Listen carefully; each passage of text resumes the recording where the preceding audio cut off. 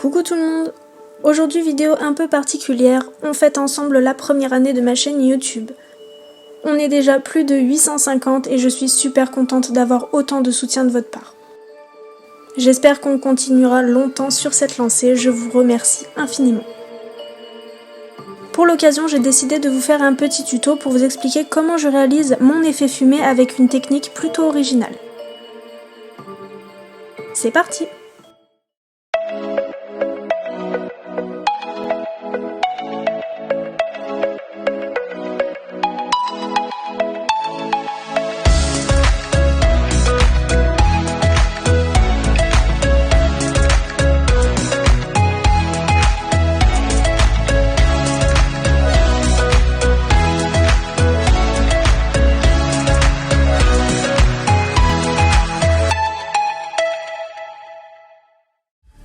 Pour commencer, vous allez avoir besoin d'une capsule. Avec un buffer, je dépolis la surface pour la rendre mate et que les produits que je vais appliquer par la suite adhèrent bien. Une fois que c'est fait, je dépoussière.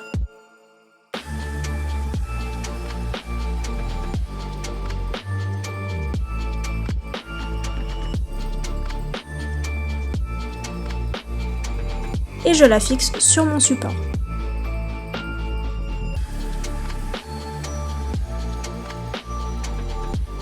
Ensuite, j'utilise le Black Devil de chez Nails Company que j'applique sur toute ma capsule.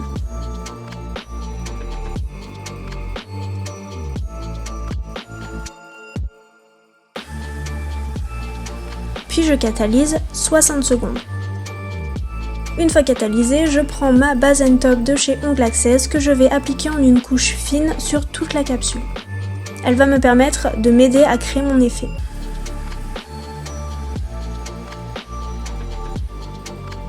Une fois appliqué, je ne catalyse surtout pas et je prends le blanc White Angel de chez Nails Company toujours.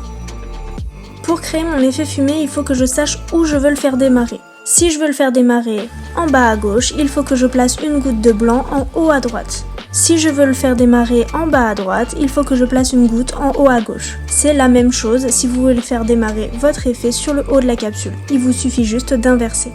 Comme moi je veux le faire démarrer en bas à droite, je place ma matière en haut à gauche de ma capsule. N'hésitez pas à mettre une goutte plutôt importante parce que s'il n'y a pas assez de matière, vous allez avoir du mal à la fondre. Pour créer mon effet, je vais me servir d'une paille faite avec un morceau de papier enroulé sur lui-même. Essayez de la faire plutôt fine au niveau de là où l'air sortira pour que ce soit plus précis. Pourquoi utiliser une paille faite maison ? Parce que les pailles classiques sont trop grosses et trop longues, du coup il faut souffler fort et il n'y a aucune précision. Je souffle donc dans ma paille pour faire bouger la goutte blanche que je viens de déposer sur ma base transparente non catalysée. Comme vous pouvez le voir, la matière se déplace et s'éclaircit. Vu qu'on a décidé de faire démarrer notre effet fumé en bas à droite de la capsule, il faut que la matière s'affine, c'est-à-dire qu'il y ait de moins en moins de matière au point de départ.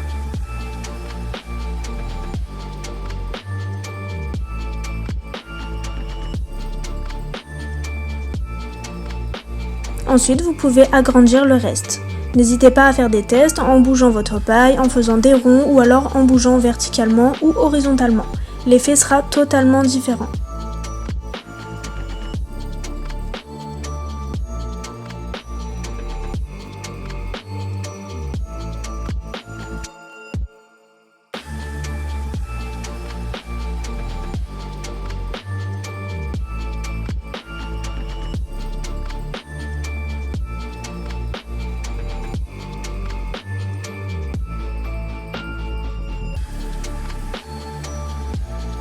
Une fois que le résultat vous convient, vous pouvez catalyser 60 secondes.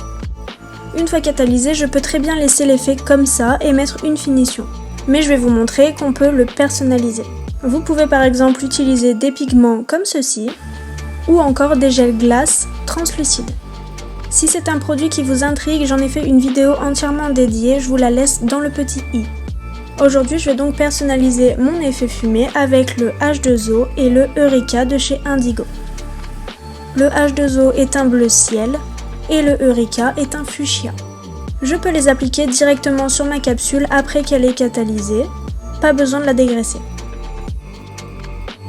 J'applique d'abord le bleu, puis le rose Et enfin, je crée un dégradé entre les deux couleurs qui me donneront un violet.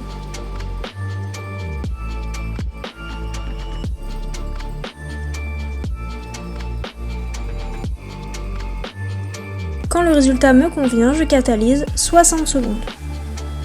Pour finir, j'applique une finition brillante sans résidus, ici de chez Didier Lab. Je l'applique uniformément pour bien englober mon nail art.